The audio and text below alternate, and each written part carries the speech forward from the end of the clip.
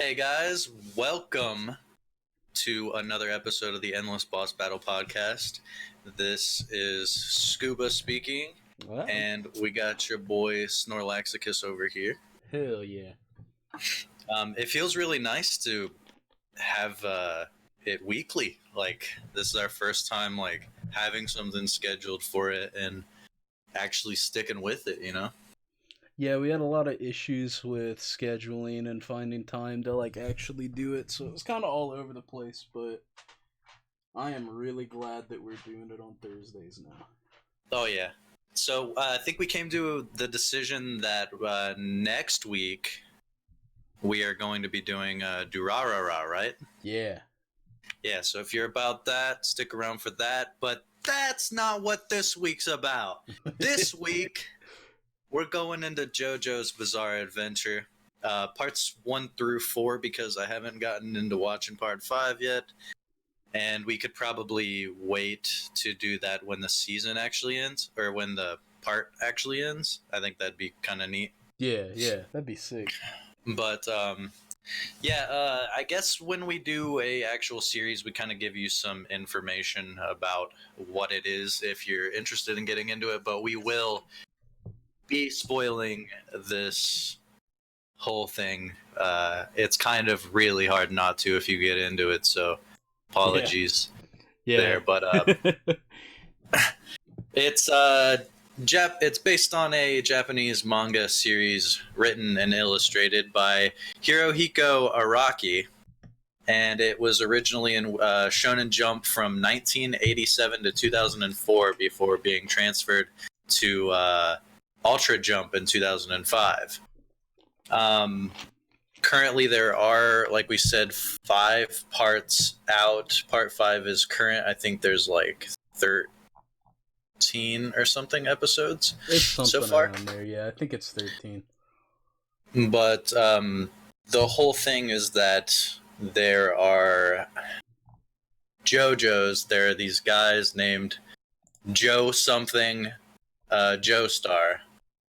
I guess usually. Yeah.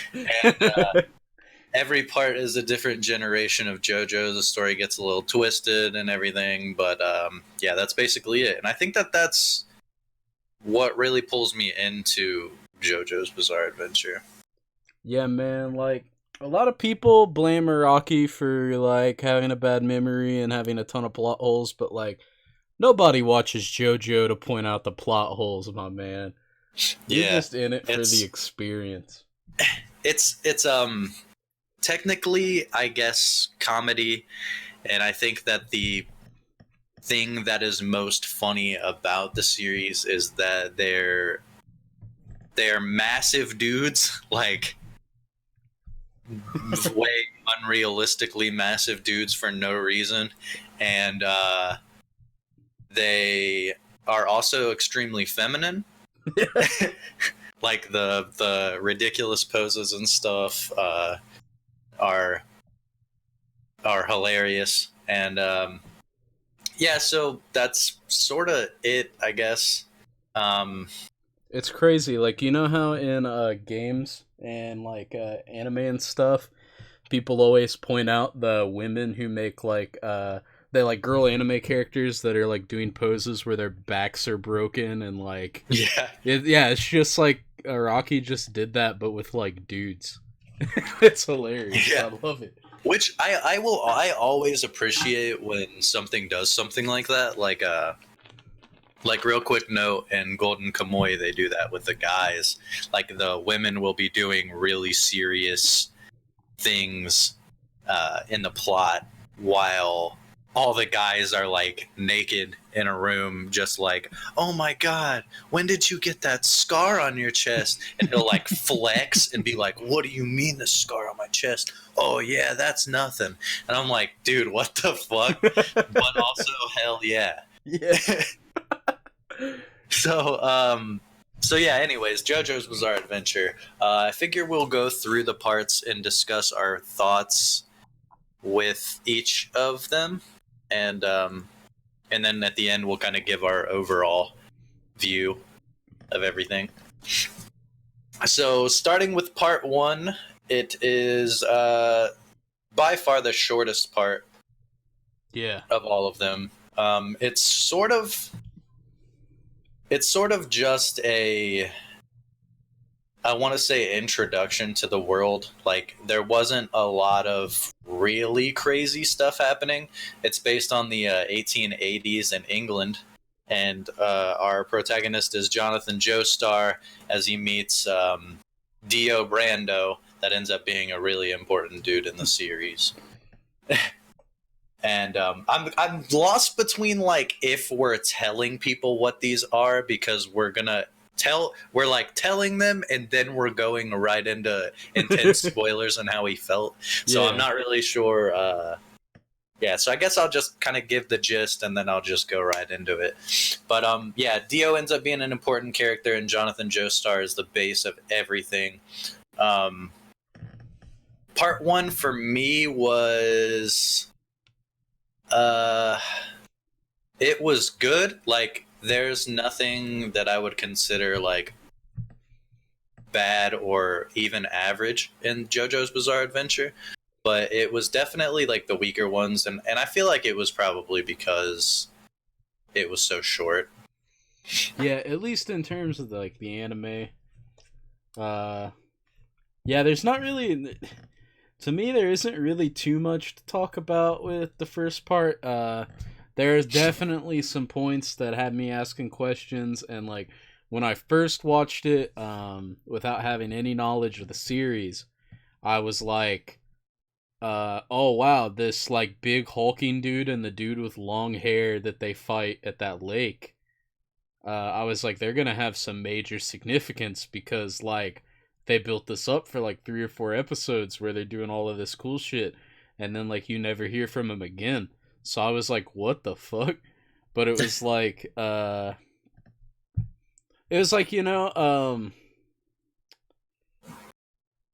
was before I had come to learn that Araki had like so many plot holes in the show.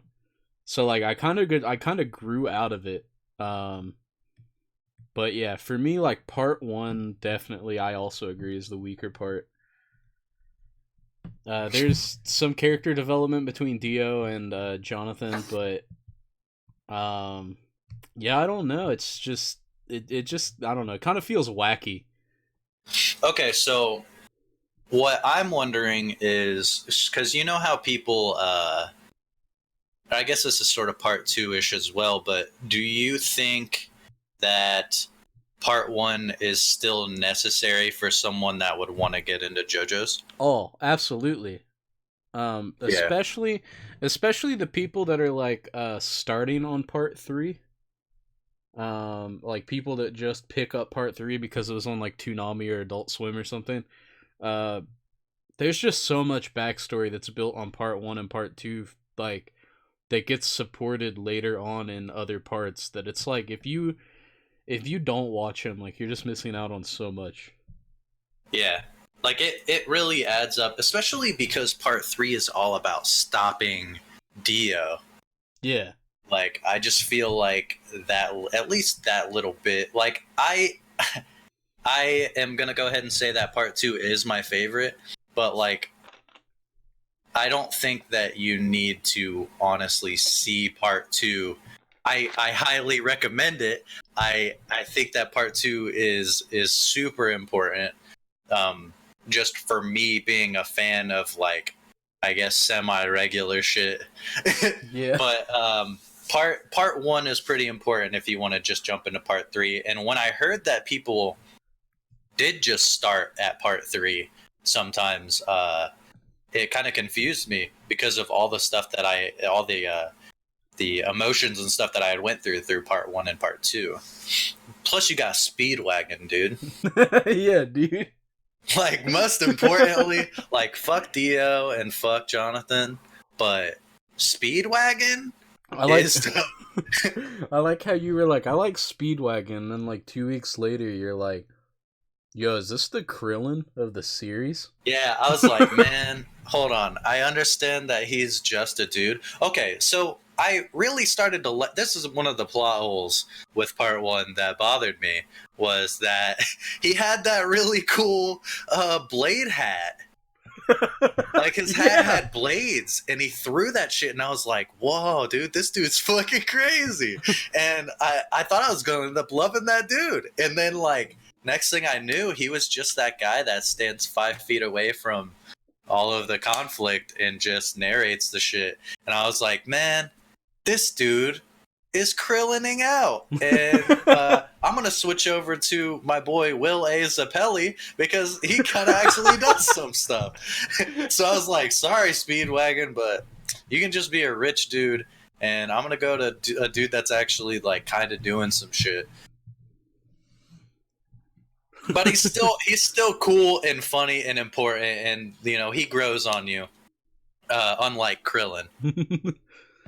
Yeah, Solani Serene said, "I have no idea why he never used it again. He could have at least distracted them with it." Exactly, dude. Like, yeah, like he could. Like there are so many moments where Speedwagon could have just like like That's the thing that I didn't get was like the villains didn't even give a fuck about Speedwagon, bro. Yeah. They're just like, okay, dude, you just want to say what's going on over here. So, I mean, I guess you're not really that. Like, it would have been really cool to see somebody like a lesser, like a scrub even, like show up and be like, hey, I'm going to fuck up that Speedwagon, dude. Yeah. And he just hat blades him and fucks him up. Yeah, it would have been cool to see, like, a thug accomplice to Dio who is just, like, a normal dude. Like stop Speedwagon and they had like an actual like fight. That'd be cool. Especially in part 1 where there's no stands or anything. Like it's just Hammond. So it's like cool. Just have Speedwagon do something, please. Yeah, dude. I like how the meme is that every character you like in this series dies. Yeah, okay, so yeah, we can go ahead and touch base on that because I think that's very interesting. So I started watching the series like late last year in fall, I think. Mm-hmm. Right? Yeah, it was like October. Okay. In October, I just started cracking out. Like I had watched 5 episodes of part 1, and I was like, this is okay, but I'm not like in love with it. And then I started watching it again because I had some downtime in between. Like I think I was only watching like a couple shows last season, but anyways, yeah, I knocked through it so fast. And I remember when I switched from Speedwagon to Zappelli, I was like, yeah, dude, Zappelli, that's my dude. And then like that episode, I messaged Snorlaxicus and I was like, all right, Zappelli's dead. Great. and then in part 2, Caesar Zappelli. Caesar. I was like, I'm just gonna roll with all the Zappellis, dude. The Zappellis are gonna be my guys. And then Caesar got toasted, and I was like, all right, well, see, and I watched that. We watched that at work, and I was like, dude, because the way that it was building up, I was like, hey, is this one of those situations where like Caesar goes out and like tries to do something and he's just going to end up getting toasted and it's going to be like a really sad moment? Because in part 2, it was really just kind of like, Caesar and Joseph. Yeah. And like Lisa. But, yeah, I was like, man, this sucks because I really liked the bubbles. I thought that like everything about that dude was really cool. And then in part 3, I liked Kakyoin, and Kakyoin got toasted.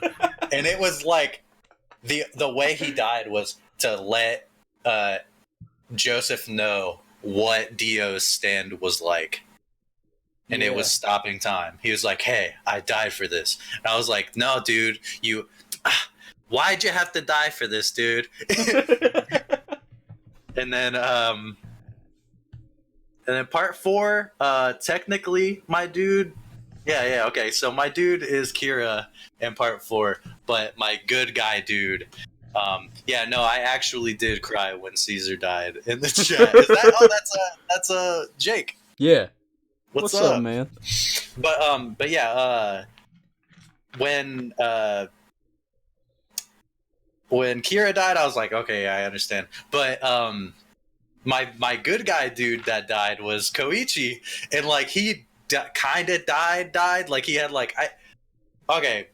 Let's talk about what happened there because Koichi got a hole punched through his stomach. I'm pretty sure, and then Josuke shows up and like heals him up, and I was like, wait a minute, so he can heal people that are dead, but maybe they weren't dead. I don't know. But anyways, yeah, okay. So let's get back. We were trying to go through the parts. But yeah, basically every part, my favorite dude dies.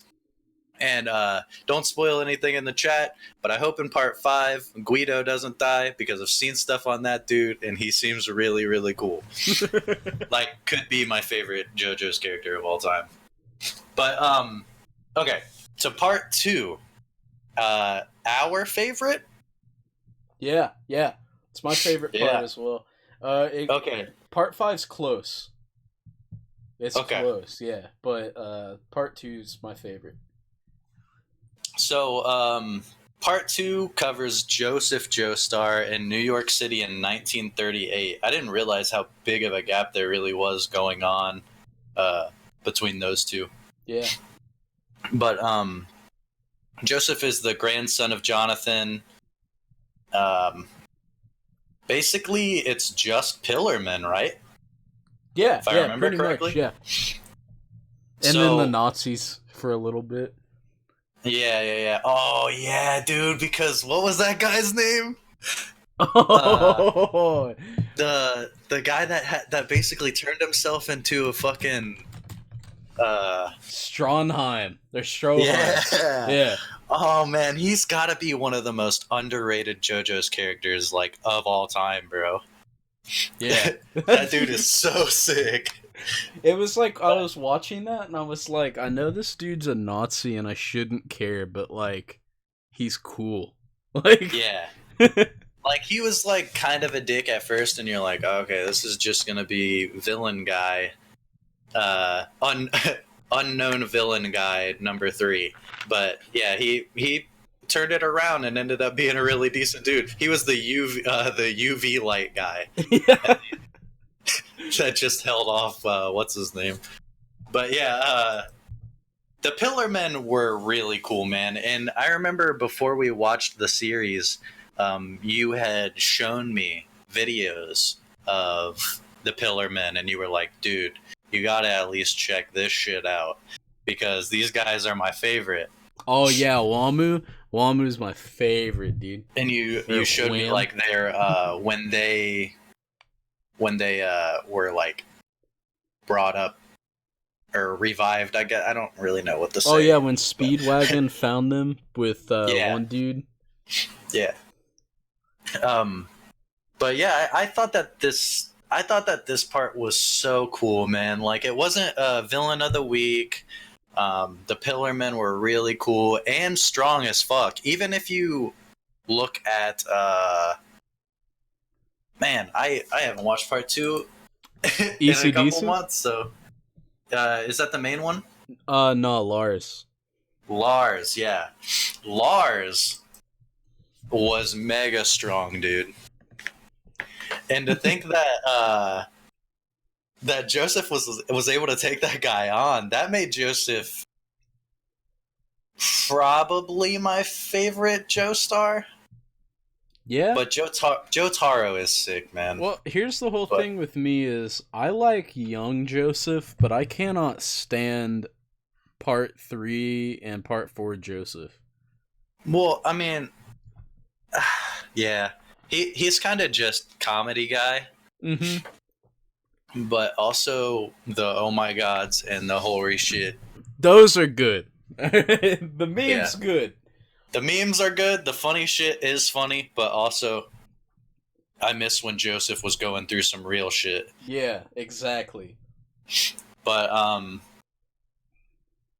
yeah, Lisa, I thought she was cool. I thought that the whole her being his mom. Yeah, that was the big spoil. That was the big thing at the end of it. I thought that was really neat, especially because that kid that just showed up again, like, he was like, they had this whole thing at the beginning where Joseph met that kid. Smokey. Yeah. Yeah, then he met Smokey, and I was like, oh, this is gonna be like Smokey and Joseph just kicking it the whole season, the whole part. And then like the dude just disappears and then shows back up at the end just to tell people, like him and Speedwagon are like, whoa, what's going on? This is really crazy. Does he know that that's his mom? They literally showed up just for that. And I was like, okay, dude, what's up? But yeah, I loved the fights with the Pillar Men, man. I thought the fact that Caesar lost to that dude was really cool. Yeah. I thought that their fight was awesome. I thought that the realness of Caesar's death was amazing. I thought the one thing that really bothered me about the part was that Caesar died trying to get that antidote for Joseph. And then Joseph was like, I'm not going to use this until I beat you. Yeah? I thought that part was dope. Well, I was like, well, he went and got that and used the last of his abilities just to get that for Joseph. And Joseph was like, well, I'm still going to do what I was going to do in the first place. Yeah. Like, he was like, I don't know why you went ahead and did all this, because, like, I'm not going to use it, dog.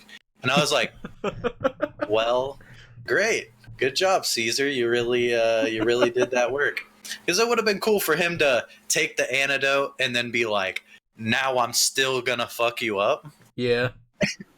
I thought that would have been some real stuff there, but... I think it kind of built on how, like, Joseph at the beginning of part 2 was like a slimy New Yorker dude. Yeah. And it kind of built on how he had become more like honorable through these like fights. Yeah. Yeah. I understood his thought process on it, but I just thought that it kind of downplayed what my dude was doing, and I'm heavily biased towards that dude. Yeah. But another thing I really enjoyed a lot about part 2 was Joseph's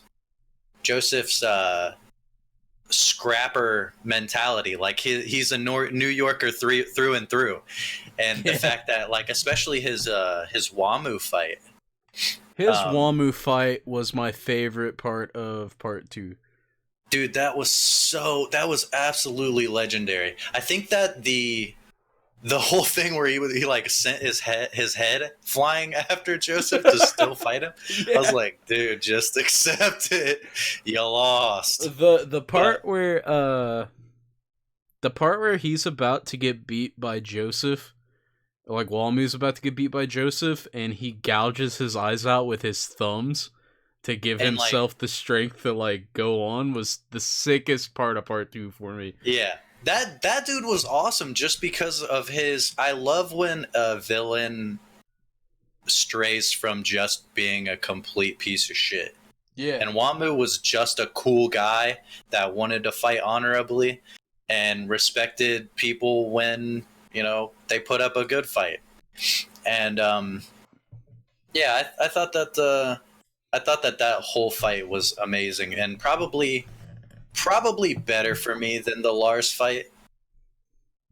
Yeah, the Lars fight was like cool, but it was over the top, my man. Like... Well, also Lisa showed up and was like, "Don't worry, dude, I got this," and then she did not got this. She did not got this. She went down way too fast, and then Joseph was like, "I guess I gotta handle all of this business."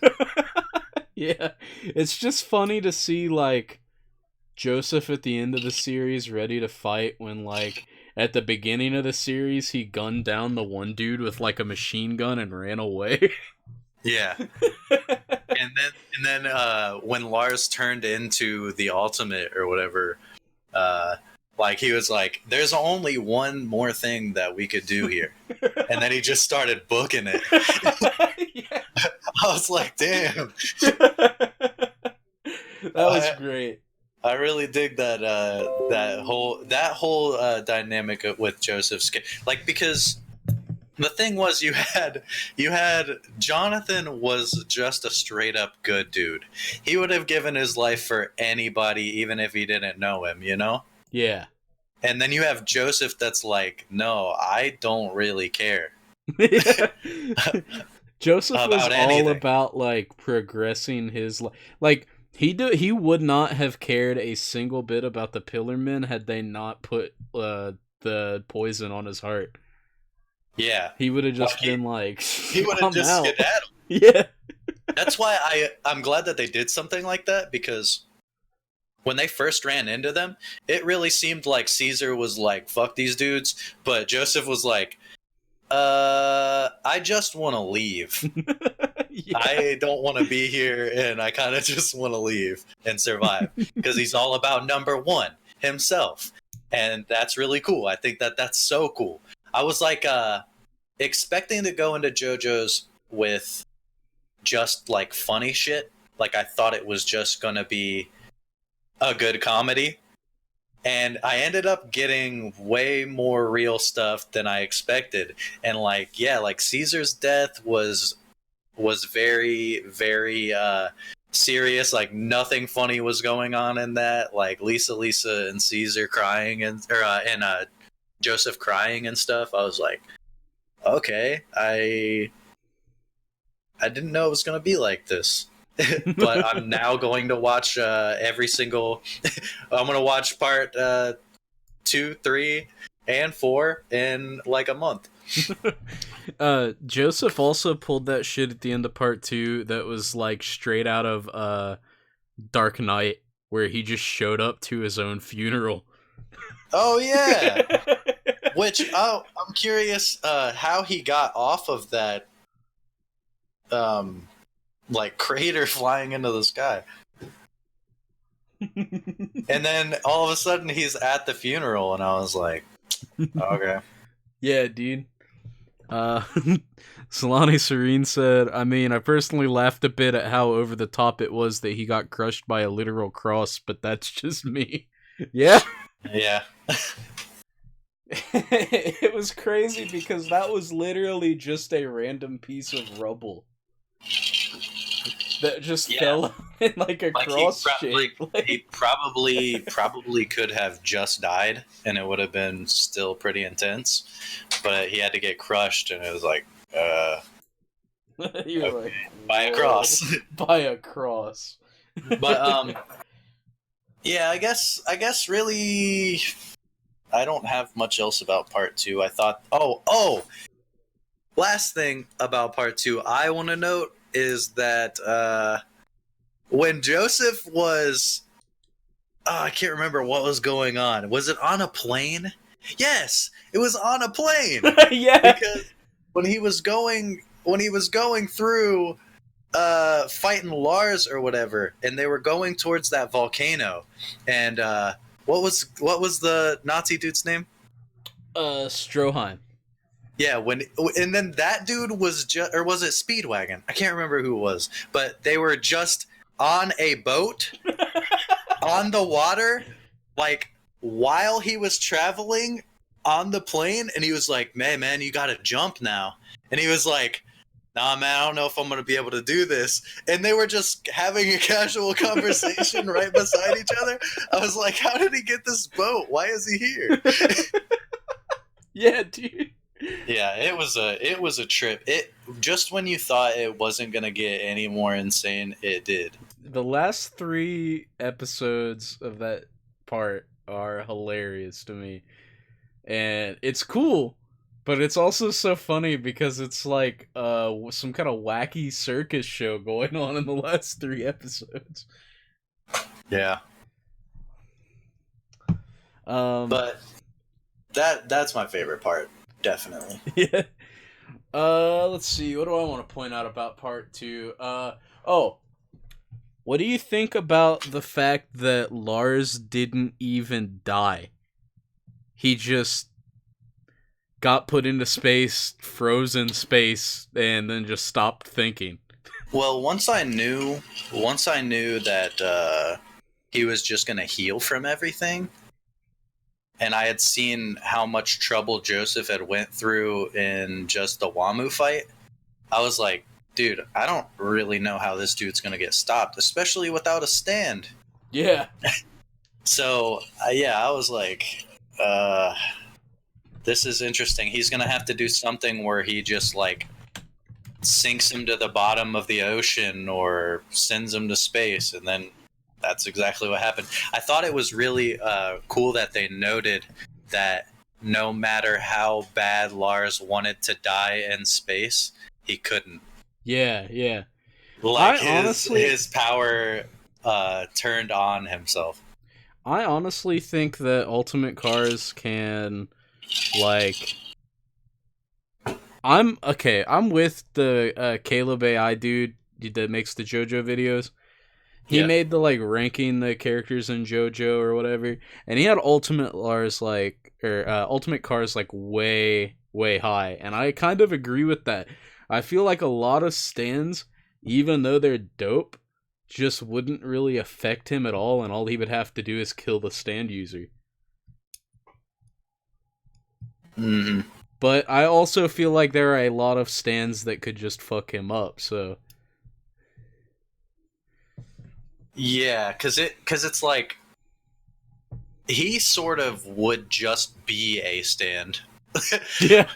Like, he doesn't need a stand because he's, like, sort of got everything, you know? Yeah, yeah. Yeah, I think he's super powerful. Did you say that there was a, like, argument that they were having about him being stronger than Dio, or was it part 1 Dio? Because that's a for sure. I think it was the big argument was Ultimate Lars versus Part 3 Dio, which is hard because, you know, Dio's got the whole stop time and Lars is just unkillable. Like, do you think that if Lars teamed up with Dio, that they would have the situation where, you know, that typical villain stuff where, you know, they're both dope and they start to work together and things are going too well, and then, like, one of them says something like, hey, I'm gonna be so strong after this, and then the other one's like, what do you mean you? And he's like, I mean we are gonna be really strong after this. And then, like, they just start fighting each other. that would totally be a situation, man. Yeah, yeah. Like, one of them would be like, yeah, man, and it's really cool being the leader. And they're like, what did you say? Oh, nothing. I feel like Cars and Dio have, like, such similar personalities. Like, Dio's more sadistic, but, like, I feel like they have similar personalities to an extent, so, like, they would probably clash a lot. Yeah, definitely. But it would still be a pretty cool team up. Yeah. That's about all I gotta say about part 2, other than that part where Joseph cuts his hand off. Or gets it cut off. Oh yeah. Yeah, that's actually really crucial. Because in a lot of the stuff, they'll just be like, oh, here's my explanation for this, and then, like, has a regular thing going on. But Joseph's cut off hand actually has a pretty important, I guess, a pretty important part. Like how you see him with the... Did you see the meme that was like, Edward is Violet is Joseph or something like that? What? Because they just got the metal shit going on. It's not that good. Gotcha. It was funny. But yeah, that's it for part 2. I really am passionate about that part, so sorry to go so into that. Oh yeah, part 2 is dope. It's like, yeah, it's, like I said, super close to part 5 for me. I really like part 5, but yeah. So going into part 3, the longest part, I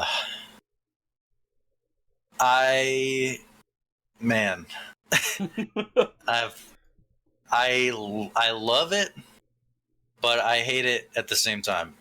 I think that, first of all, Yeah, I agree. Part two was part two was bullshit. The part. Yeah. Part three. Jotaro is very cool. I think Star Platinum is also extremely cool. The supporting cast, I don't know. I'm kind of torn. Yeah. Because, like, Abdul is cool, and Kakyoin, obviously. Very cool. But I think Comedic Joseph was weird. I think that, I think Iggy was weird, but I know that you really like Iggy. Yeah. Yeah, I think Iggy's cool, man. But I think that it was extremely villain of the week, and I didn't really start to like it until the second part of part 3, where they started doing like multiple episodes with people instead of just dude shows up one episode and literally villain of the week, you know? Yeah. Yeah. But once they started to get tougher, I thought it was really cool. I think that what's neat is trying to figure out how they will handle certain stands. Yeah, and I think it's cool how each of the characters is like each one has certain weaknesses to enemy stands, where as like one dude in the party might be super strong against some stands. Like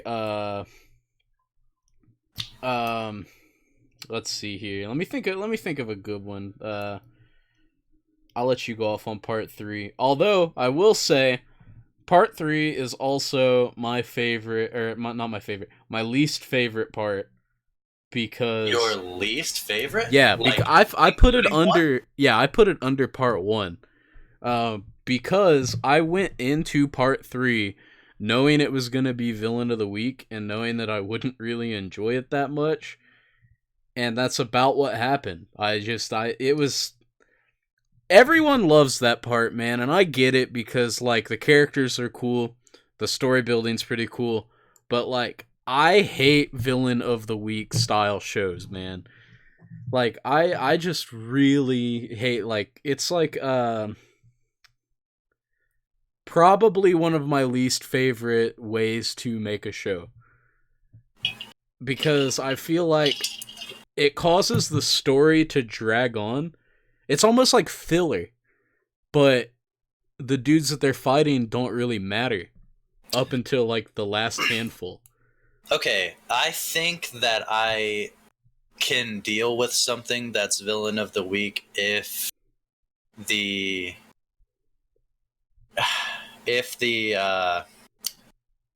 development is there and if the designs are cool, because I can go off of something just based on cool looking designs. Yeah. But and I will give them that they were all very cool and they were all, like, I guess fairly thought out. But I don't think that I think that I watched how many episodes? Like 50? Is part 3 like 50 episodes? Oh man, it's something ridiculous because It's like 50 episodes. and I don't feel like there wasn't any. I feel like there wasn't any character development. Yeah. Yeah, Like, honestly, yeah. like everyone kind of had like a couple things going on, like Polnareff, which I don't fucking like Polnareff at all, but he'd just like chime in every now and then with, "Hey, I like babes." Also, I am trying to avenge my sister, by the way, and we're like, cool. Is this fucking Joey from Yu-Gi-Oh? Yeah, Like, dude. That's like, what I was dude, thinking the whole hey, time. by the way, my sister Serenity. Like, dude, great. I'm happy. Now do something that builds you as a character, please. I'm so glad you connected Polnareff to Joey from Yu-Gi-Oh! That is so good. Yeah. I never thought that really just came to mind, and I was like, whoa. But yeah, man, like, what the hell?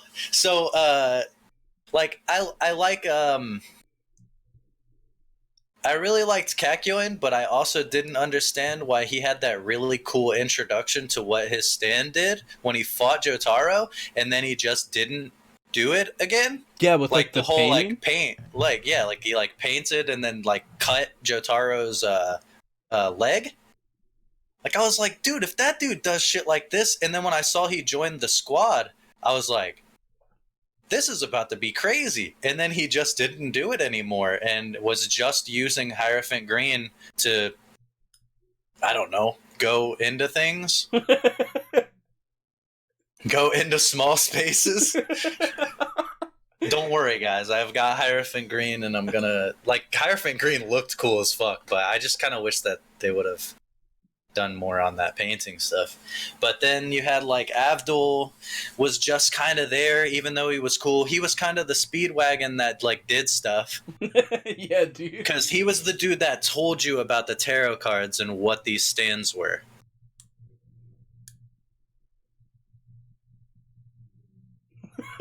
And I was like, what? Yeah, dude. So, and then Joseph was just tagging along because all he could do was Hermit Purple. Yeah, he was like, I can crush cameras to see where people are, and I can make maps. Dude, dude, when I first got introduced to old Joseph, and he was like, "Yeah, dude, by the way." Like it was his pitch to Jotaro. He was like, "Hey, this dude Dio's being a fuckboy, and we've got to stop him." I was like, "Okay, cool." And Jotaro was like, "Nah, man, I don't really give a fuck." And then like his mom got folded, and he was like, "Okay, dude, I'll do it because my mom's like sick and stuff." But when Joseph was like, "Hey, I can do this thing where I crush cameras, and I figure stuff out." And I was like, that's kind of cool support. That's kind of a cool support thing you've got. But also, fucking why? Yeah, dude. Like, I remember that I messaged you and I was like, dude, is Joseph fucking useless? And you were like, nah, man. He's got like, he does some kind of cool stuff with it. And like, when I first read that, I was just like, I don't even know if I'm going to say anything back because I don't know if that's going to be true. By the way this sounds, nah, this sounds lame. This sounds fucking lame. A really bad way for my dude Joseph to go out. Yeah, dude. My biggest But, issue, my biggest issue with part 3, aside from villain of the week, is I feel like you can't go from watching part 2 where it is nonstop character development for the entire part and then go to villain of the week where there's no character development. It just feels like you're watching a different show with like just characters, which I mean, that's fair, right? Because some people like that. And I get it. Yeah. Like that's why it's like the highest rated, I think it's the highest rated JoJo, right? I think last I checked, it might have actually on my anime list. I think it might be part 4. Oh yeah, I know for a while it was the highest rated part, but I know that as far as like people I talk to, they really like part 3. And is that League of Legends chick? wait, her what? favorite? Oh, that my friend of mine. No. The League of Legends analyst. Oh yeah, yeah. I forget her name, but yeah, she talks about JoJo Avali. all the time. Yeah. Yeah. Okay. Let me figure this out while you can go on. But mostly, the issue with Villain of the Week is just why don't they all just fucking go after him? But it is a show. It is a show, and like you can't really get on it too much for doing it the other way because obviously, all of the stands together would just toast the squad. Yeah. But I really did hate that. I really hated how like one dude would go in and he would get like destroyed, and then you would see another dude like talking to Dio like "Don't worry, Dio. My stand'll take care of this guy." And then he gets tossed, and then the next dude's like, "Don't worry, Dio. My stand'll really take care of this guy." And it Yeah, was like just what are you doing? Like why are you waiting? yeah. Why are you running? Dio must not be like a good like strategy dude. He must have just The been like, I made you guys have stands, do whatever the fuck you want. I'm just gonna like chill. Yeah. The top rated JoJo's is part 5 right now. It's at an Oh, 8.80. damn. Part five's good though, but you haven't watched it yet, so I ain't gonna talk about it. Yeah, I'm gonna get into that soon, and then once those 39 episodes are up, you best believe we're gonna have that podcast. Yeah, But dude. I think that no, yeah, you're right. Part 3 is number 2 at 8.57. It's the second season of it because I think it's mostly that finale, dude. That fight between Dio and Jotaro. Yeah, the finale of part two's phenomenal, dude. I thought so anyway. It was amazing. It really was amazing. I thought that the fact that the whole squad got crumbled as soon as Iggy and Polnareff fought the guy that just basically did the guy from part 4's thing, but anywhere. Yeah. I know you. Yeah, that dude was sick, and I don't know why he wasn't sent after the team way earlier than he was. That would have been really cool to see the whole squad fight that dude. Yeah.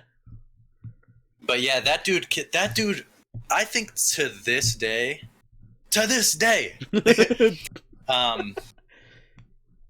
that villain might have the highest success rate. yeah, to be honest. He killed Iggy and Avdol. I forget what that dude's name is. It's something like super easy to remember. I just can't remember it. But like, and then we had to have fuckboy Polnareff kill him. Like Polnareff beat him. Yeah.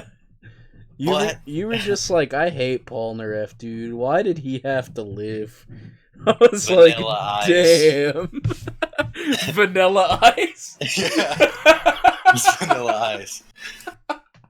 Yeah. Damn, man. Yeah, that man, that sucked because I started to feel for Iggy when he fought that hawk or Yeah. falcon or whatever. Yeah, that was a real good part in my opinion. That was an excellent episode because honestly, that whole fight, Iggy just wanted to Joseph Joestar the fuck out of there. He was like, "Look, dude, I don't know what to do. I can't use my abilities for shit. This dude is really strong." And then he showed up and did all that for Polnareff, the one dude that he didn't get along with.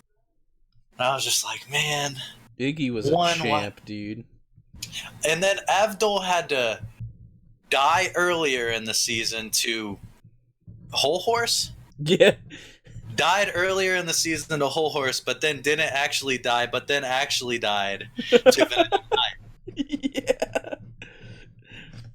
Dude, oh.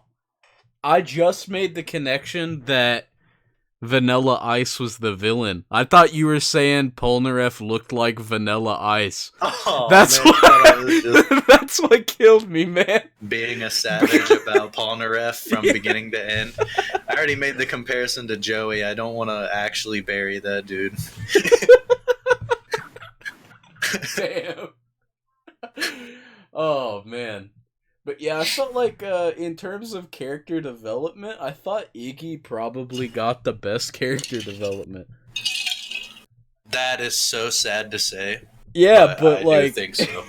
yeah, dude, like one of the. Because like, Go ahead. I want to be biased and say Kakyoin did well for character development, but like he really didn't.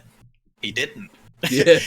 They just kind of pulled this whole thing where it was like, yeah, he goes to the same school as Jotaro, and they They just are school kids. And then there'd be moments where Joseph's like, hey, why don't you guys change your clothes? And they're like, 'cause we're school kids, dog. And it's like, cool. All right, let's go on. Which I guess is kind of like, it is a comedy, so maybe the poor development is a joke on itself, but that would also come off as kind of an excuse. Yeah. But, I mean, the fight with Dio at the end was sick. Like, saying that part 3 wasn't as cool is not saying that part 3 was bad. Because I still think it was really good. Like, I think the lowest JoJo rating on my anime list would probably be like an 8. Yeah, like, part 3 is my least favorite, but I still heavily enjoyed it. Because it's just that good. Yeah, dude. Like, any other show tried to pull off something like that for 50 episodes, and I don't know, man. I don't know. Yeah, I wouldn't like that poor of development, anyways. All right, what was your favorite part of part 3?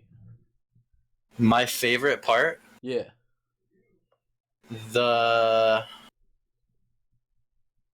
When the Oingo Boingo brother teamed up with Whole Horse, because I really like Whole Horse. When they were gonna shoot the bullet through the 20 turns of pipes and but some kind of Tom and Jerry style shit. Yeah, but in the end, his watch was off.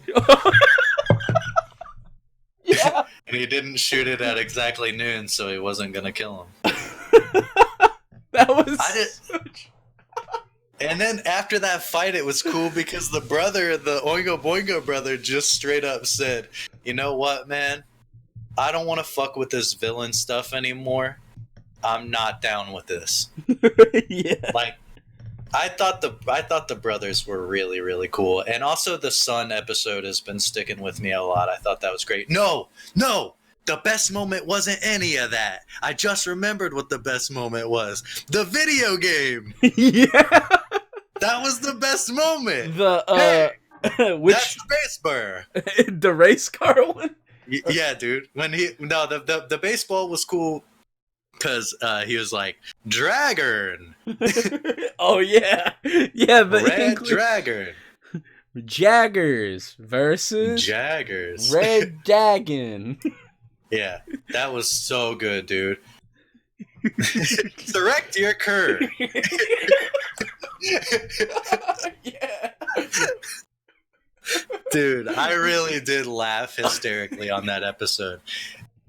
Yeah. And it was funny because when Jotaro stepped up to play the baseball game, I remember Joseph talking to him and he said, "Hey, dude, you got this, right?" And he's like, "Nah, I've never played a video game before, but I know how baseball works." And Joseph was like, "Dude, you're about to get folded. This dude owns 5 games and plays them religiously. You're about to get fucked up." Yeah. And that was the same episode as the "Are you gonna hit me with your right hand?" Yeah. No. That was just a masterpiece, bro. An absolute masterpiece of an episode. What about yours? I love that part of that episode where Josuke's like doing the yes, and then you just see Joseph just go yes. Oh my god. Oh my god. Like he's just, like Joseph is tired of the bullshit in that episode. Yeah. Dude. He was pissed from the beginning because he was like, "Yo, you guys are really about to play around in this far into the process. We're gonna get folded because you straight up don't know what you're doing." Yeah. Like, Kekyoin put up a good fight in the car game because, like, he actually played that game. And then Jotaro walks up and he's like, "Yeah, dude, I don't know anything about this." So. Yeah. My favorite part of part 3 is that part where Josuke has to follow around that dude. I forget what his stand did, but the dude was pretty much like, if you don't follow me around and do everything I say, like, who he had someone, I think, or he was gonna kill someone. I forget what had The thing happened. was, he had like this thing where if he died or if something happened to him, it would also happen to someone in the squad, I think. Steely Dan. Yeah. So that was the whole gist with him. So he was like, "Hey, Jotaro, you might want to do what I say or else." Yeah. That episode, where he's following him around and doing stuff for him, and Josuke's just like, no, wait. Sorry, holy shit, my mind just stopped working. Yeah, that episode where he's like following him around and stuff, and Jotaro's like, "Hey, I'm gonna pay you back for all of this," and he's like, "Yeah, right." And then they get to the end of the episode, and the dude, like Josuke, or not Josuke, I keep calling him Josuke. Yeah, it's all good. Jotaro's like pulls out the pen and paper, and he's like has a list of all the things the dude made him do. Oh, yeah. And he like fucking punches him into the clock tower, and he throws the list up to him, and he's just like, "Keep the receipt." And that's how the episode ends. That was my favorite episode. Yeah, dude, that was a really good one. I was completely stumped on what they were gonna do about that situation, honestly. Yeah, because he was just like, "Yo, I'm gonna kill Joseph if you wanna hit me," and like knowing Jotaro's how little patience he has. I was surprised to see him actually walking around with Steely Dan that whole episode doing that stuff. So who was your favorite like dude? From part 5? Or 3. not part 5, sorry. My mind is not here today, man. From part 3, my favorite character from part 3. I really do like Jotaro. It's Jotaro's really cool. I played the fighting games, right? Yeah. I played the fighting games, and there was the one girl that showed up in the anime. I forget her name exactly. But she showed up. She was in the fighting game, and she was the girl where they had like they were underwater in the submarine, and she had the stand that had like the mouth or whatever. Oh yeah. Yeah, I really liked her because I played her in the fighting game.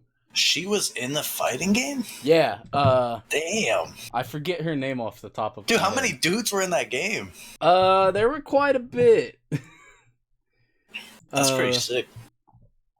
Yeah, I cannot for the life of me remember her name. I'm gonna look it up if you wanna. Yeah, sure. Head into the next part. All right, so whatever else you want to talk about. Yeah, we can go into part 4. I think. I mean, since it's not too far off from part 3, I think we'll probably go back into part 3 a couple of times. Yeah. But yeah. So part 4 is probably my second favorite. It was Midler. That was her name. I liked that whole underwater thing that they had going on. Yeah, and the secret handshake between Oh yeah, dude, that was one of the funniest parts of that part as well. Was when they were like, "Hey, let's do this if we want to communicate," and they like created this whole funny thing going on, and then someone was like, "Hey, why don't we just use our stands to talk?" And they were like, "Yeah, but that's not cool." That was great. Yeah. Okay, part 4. Part 4. So, I forgot to mention part 3 takes place in 1989 in Japan. It begins in Japan and ends in Egypt. And then they go to Egypt, yeah. Yeah. All right, so 1880s for part 1, 1938 in New York City for part 2, 1989 for part 3, and 1999 for part 4. It's kind of cool because this is the first part where we have like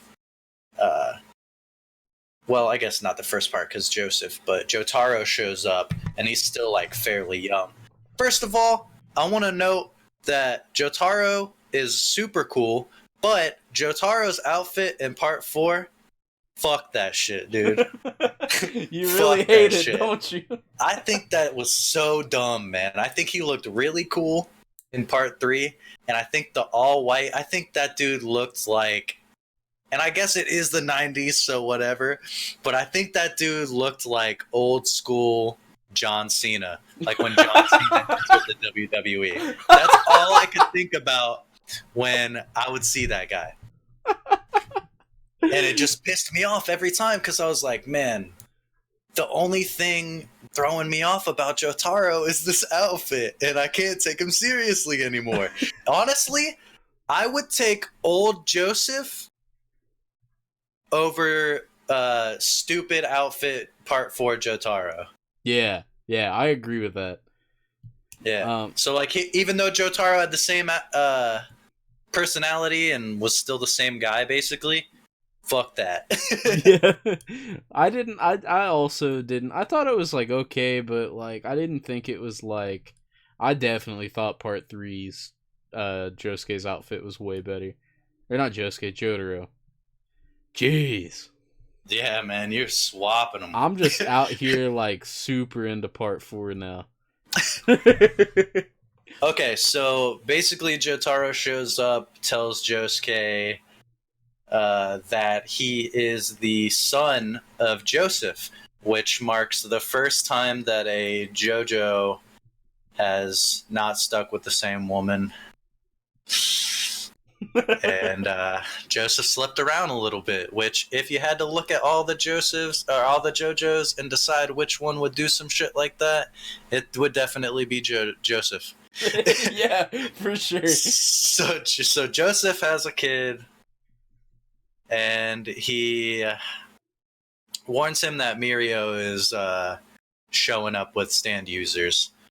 And yeah, Joseph does end up showing up, but he's even more useless than he was in part 3.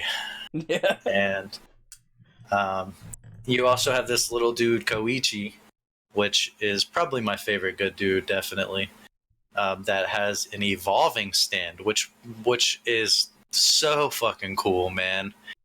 And would also be my funniest part of part 4 was when Koichi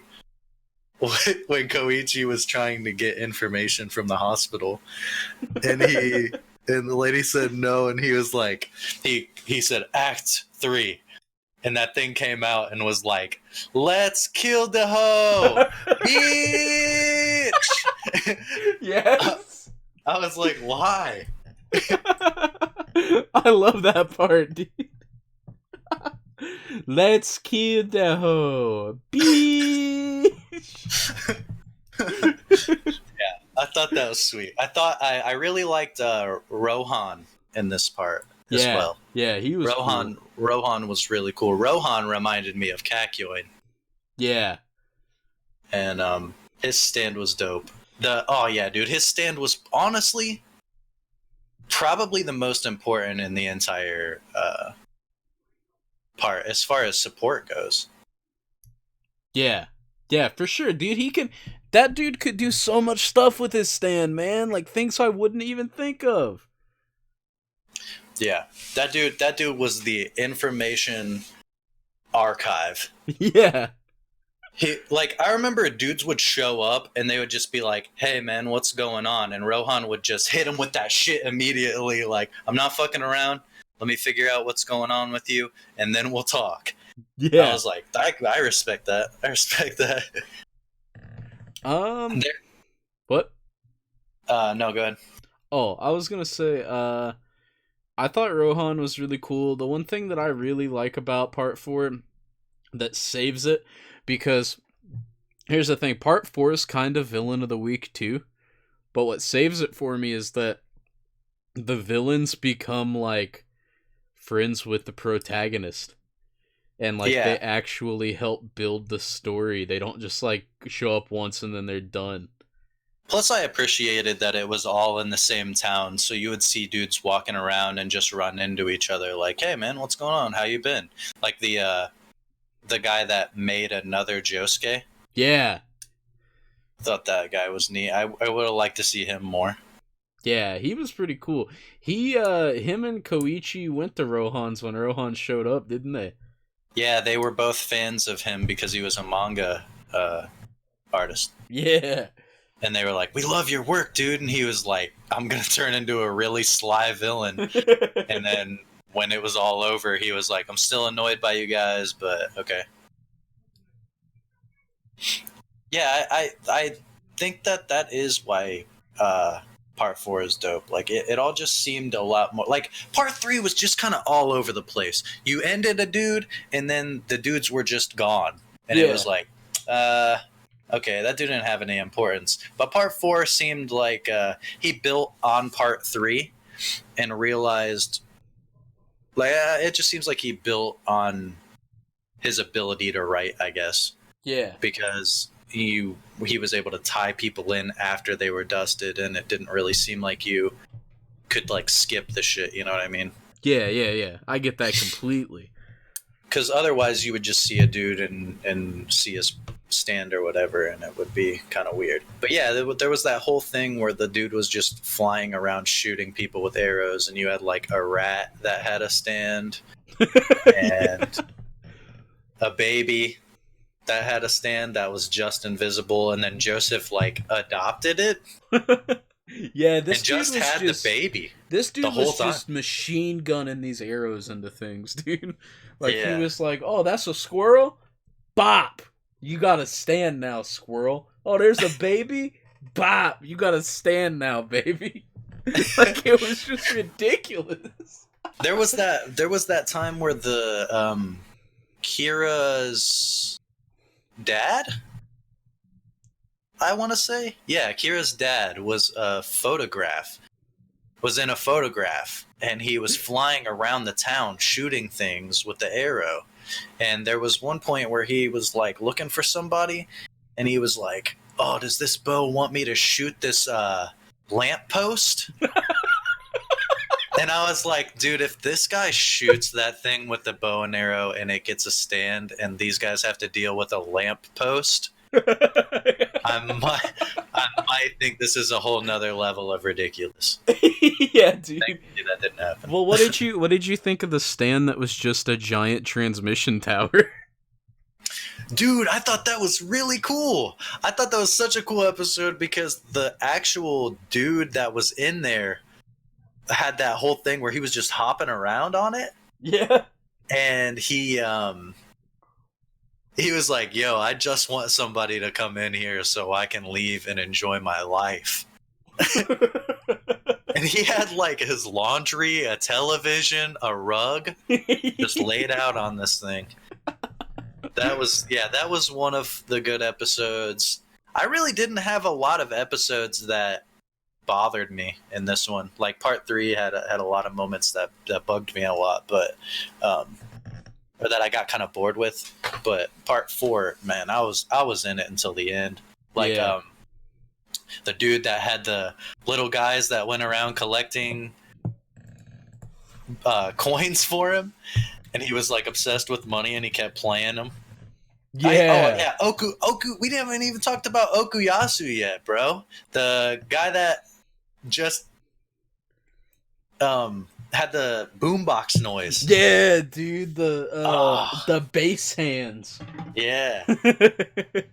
That guy had such a cool stand. And that whole thing with him and his brother was really neat. I really like the episode he's introduced in, where he like grabs Josuke and punches him, and then swipes the air in front of him to pull him back, and like punches him again, and he just keeps doing it. Yeah, I loved that because it really reminded me of that dude that did a lot of work in part 3 that killed Iggy and Avdol. Yeah. And yeah, that noise, like you were saying a lot through the season, like that noise that it makes when he activates it is really cool. Yeah. Oh man, it's so cool. My favorite stand that was introduced in part 4 was the dude that had the little guys that were army dudes. Bad Company? Yes. Bad Company. Dude, that guy, that was something that I would have loved to have. Like, it gave me old school nostalgia of playing with rubber bands and little army guys, and made me think about like toy soldiers and stuff. So yeah, I got hit with heavy nostalgia in that episode, and I thought that stand was really cool. Yeah, Bad Company was pretty cool. He had a tank. He had tanks. Yeah, dude, he had tanks. Helicopters. He had helicopters. I was like, what the fuck? This is where this part starts. Yeah. This is one of the first dudes they're fighting, and this guy's got an army of little guys. I think my favorite character in part 4 is... I really thought about this, man. And I really like Yukako. I think she's sick. Like, she was really weird at first. And I was like, what the fuck? In the first few episodes that she was introduced. But she really starts to mellow out and become like a cool character later. And I like how they built on her, like, progressing from being like super crazy to just being like kind of normal toward the end. Well, she had that episode where she went and tried to become prettier for, or I guess she really just did that thing where she manipulated Koichi into loving her. Yeah. And then at the end of it, Koichi was like, actually, no, they did that really cool thing where Koichi found her face. Yeah, where she... amongst all of the faces, and I was like, that is pretty cool.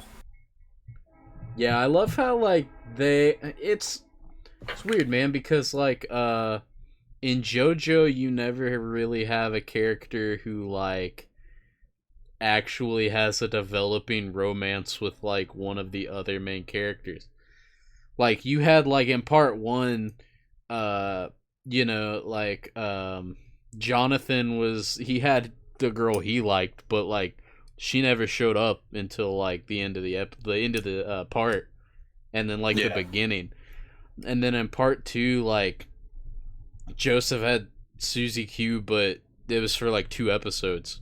Dude, I really like Suzy Q. Yeah. I thought that conversation where he was like, "Don't be ugly when I get back." Yeah. And when I found out that Joseph slept with another woman, I was like, you motherfucker. You could do that to Suzy Q, the sweetest woman on earth? You gonna do that to Suzy Q? God. Outraged. You know what? You're not my favorite JoJo anymore. I'm going to go ahead and give it to Jotaro. Actually, I'm going to give it back to Joseph because part 4 Jotaro's fucking stupid ass outfit. I'm going through a lot right now, guys. I'm going to figure it out. I'm going to try to figure it out. I think Yukako's whole thing with how they built on the relationship of her and Koichi, and it was like actually stable toward the end of the series was cool. Yeah, I kinda like I like Kira. He's not one of my favorite characters. Like you love him, but like I just kinda like him. I think he's kinda cool. Well, I just thought as far as development went, I really liked Kira. I didn't feel like he was strong besides rewinding time, but that was kind of like really, really particular. Yeah. which I appreciate. I really would have fucking hated it if that dude just constantly was like, nope, we're going back. Um, but I haven't mentioned yet, but the whole reason I went back into watching JoJo's was because I wanted to get to Kira. And little did I know I was going to experience all the stuff I experienced and feel the feels that I did up until then. And I still really, really enjoyed Kira's character. I thought that he was really cool. I thought that it was neat that that dude just wanted to be alone and people kept fucking with him. And I mean, not that I feel for the dude or anything, because he's still a creepy bastard. But I thought it was really cool. Plus, they had that whole thing where he was introduced by almost hitting someone with a car, and then they were like, "Oh, sorry, sir," and he just looks at him, and then rolls up his window and just drives away. And then the end of the episode was just him showing up to his house and then pulling the cut off hand out of the car and talking to it as it's like, we're gonna eat dinner and stuff. And I was like, man, if I wouldn't have known about this guy prior to watching JoJo's, this would have been really fucking weird. Yeah. That I go from watching The Squad to this random dude driving on the side of the road, driving on the street. Like, what's going on? Oh, okay, he's got a hand. Okay, what the fuck? But I thought he was a sweet villain. I thought that it was cool that he didn't act like Dio. Yeah. You know, it wasn't a villain that's just like, yeah, I'm gonna fuck up everybody. He was just like, he kind of had that Joseph mentality in certain points where like he would get surrounded and be like, nah, I'm gonna get the fuck out of here. Yeah. He was just like, nah, dude, I'm out. Because when Jotaro hits that aura, it's game over, dog. Yeah. It's game over. What's your favorite scene or part from part 4?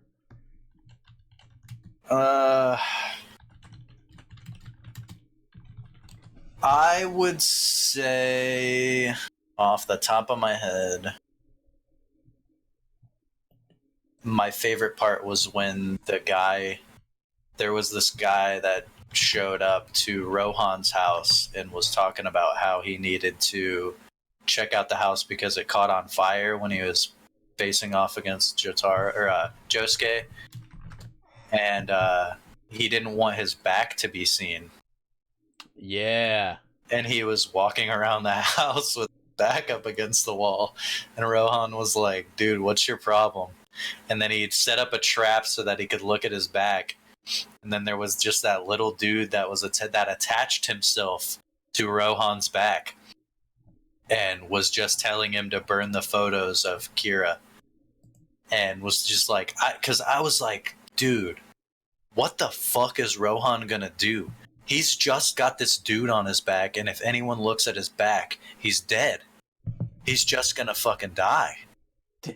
Yeah. And yeah, I was completely stumped. More than ever in JoJo's, I was stumped.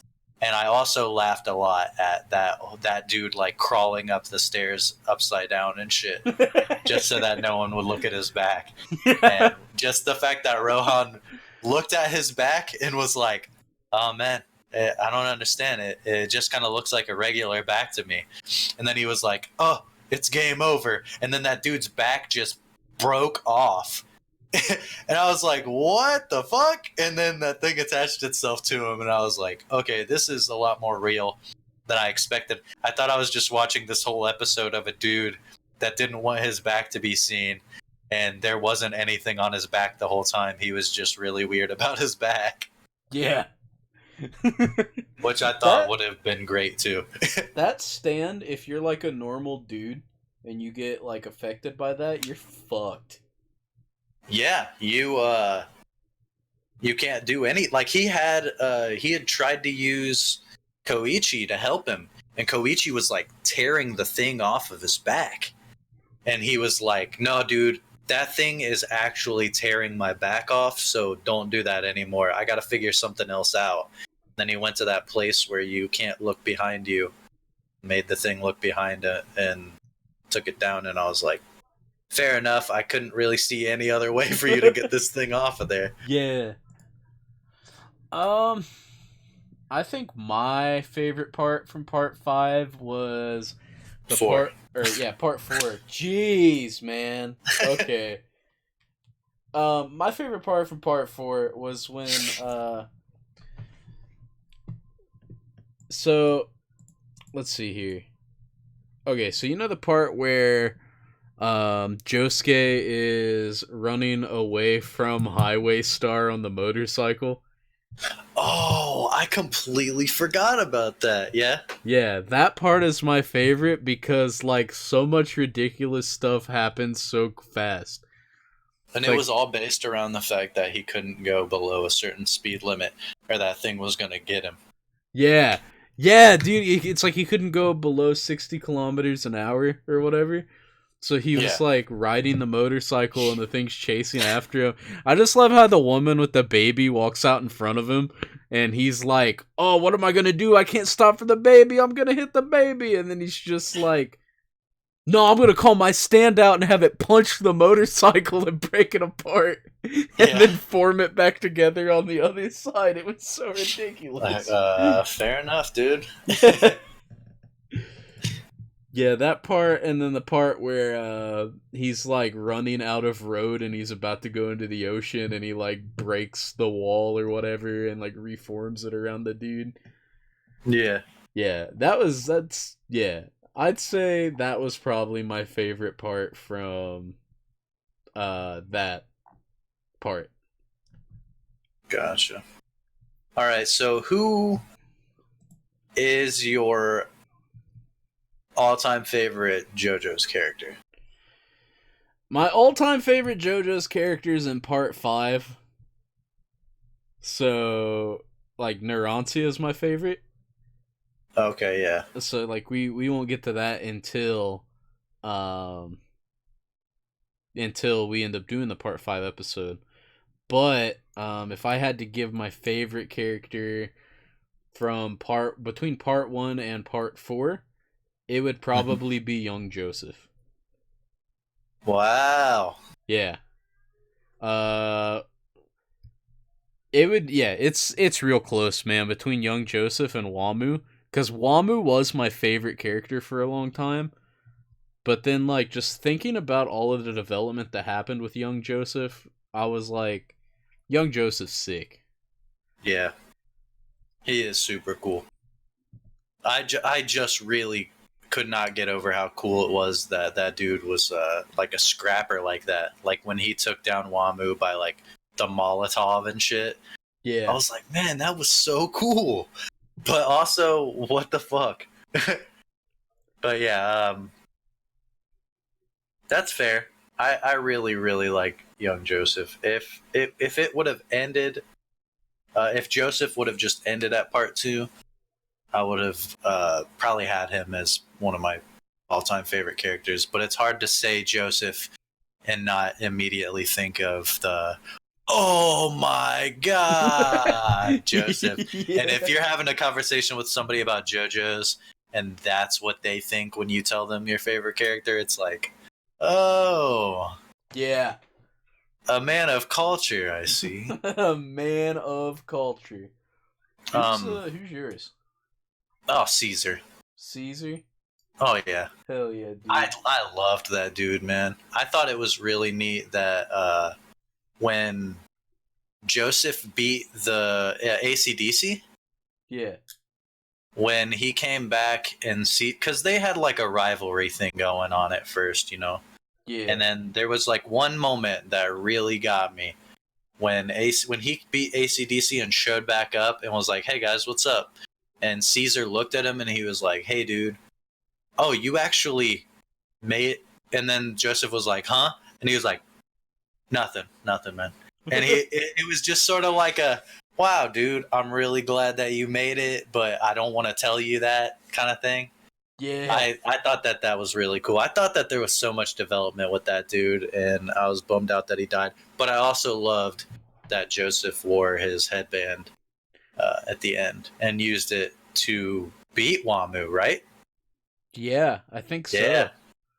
yeah, and I would say Caesar. It'd probably go Caesar, Kira, Kakyoin. Yeah. I'd say Yeah, for me it's Joseph, Wamu. I haven't really thought of a third, to be honest. There's a lot of cool characters in the show. Um yeah, probably Rohan probably be my third. yeah. I thought I think Rohan he was would be in my sick. top five. Yeah.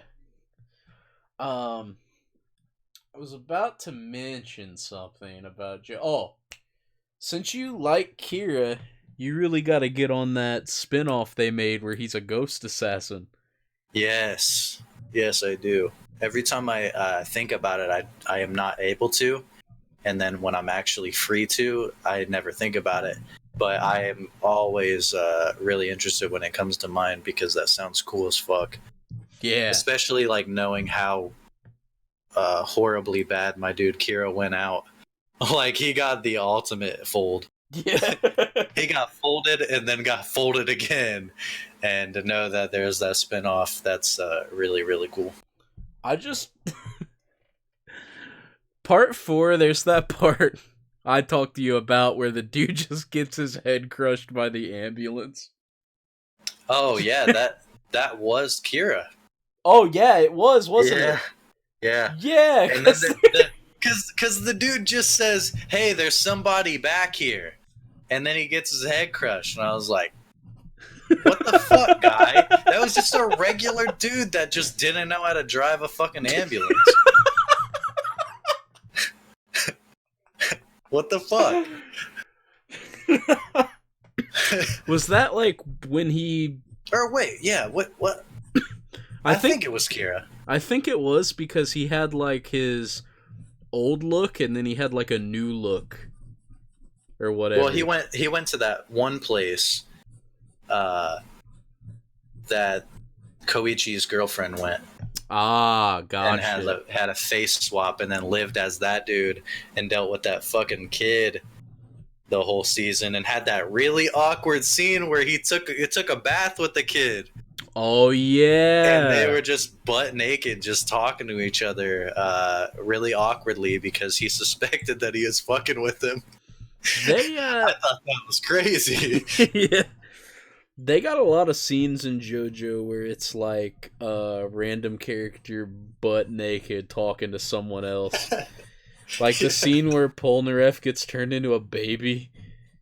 Oh yeah, and she's just rubbing his back with the fucking Hey, you know Polnareff, that boy's like, oh hell yeah. fucking Polnareff, dude. He was yeah, he was eating that up. That was, and then he even had that thing where he like she had his earring and like left, but was blushing, and I was like, ugh, Polnareff, if I liked you, this would be a good scene, but you know, you suck, so sorry.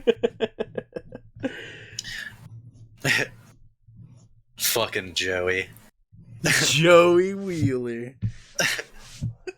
All right, I think as far as parts 1 through 4, we covered it all and then some. Yeah. I want to say first of all, thank you guys for commenting. I think that's like the most we've had people say during one of our podcasts. Yeah, normally it's And like chat's pretty dead, which I don't really have an issue with because I just like doing the podcast. yeah, So it's like if but no one talks, like I'm fine with it. But like to see people actually like talking in the chat, that's nice. yeah, and a lot of stuff was really good, really really good. But yeah, next Thursday at 10:30 p.m. Eastern, we will be covering Durarara, I've still got 11 episodes left, and I'm gonna knock that out maybe tomorrow. Yeah. And gather my thoughts on it, because I actually do have a lot to say about that. So definitely tune in. It'll probably be like this one where we spoil a lot. So if you haven't seen it or plan to see it, then maybe just check out in the beginning, or just give a little bit of support. But Yeah, I'd say if you haven't seen it and you got time this week and you want to like watch our next episode without getting spoiled, just like try to crank it out and watch it. That way you're not like getting spoiled. yeah, it's a good show. It's one that Snorlaxicus recommended to me because I'm kind of into non-over-the-top stuff, which I guess our JoJo's Bizarre Adventure podcast is a weird time to say that. But like, I'm kind of just a bebop dude for the most part, and Durarara's really on some like regular shit, other than like, you know, a couple things, and I really really enjoy it, and I have a lot to say, but we will get to that next week. As always, like, comment, and subscribe, and we will be working on videos. We have our thoughts on the winter season of 2019. There's a lot of good stuff. The Promised Neverland, Dororo. Oh, Dororo. When that finishes, we're gonna have a podcast talk about that. Yes, that is my favorite of this season so far. I'll go ahead and say that. Yeah, and it's only 2 episodes in. It's like that good, man. So hop into Amazon Prime and watch that. No need to pay us, Dororo guys. Free. We'll give you that one free of charge. We'll give you the advertising free of charge. And there's also My Roommate is a Cat. Very cute. Good show. And what else am I watching? Mob Psycho. Mob Psycho is pretty good. And yeah, so we'll get into that. We'll probably have a podcast about it. I'll also make a video of like the stuff that I think you should be watching. But at the very least, we will have that podcast for you next Thursday and every Thursday after that. Once again, thanks for stopping by. And we will catch you guys next time. Yeah. See ya. See ya.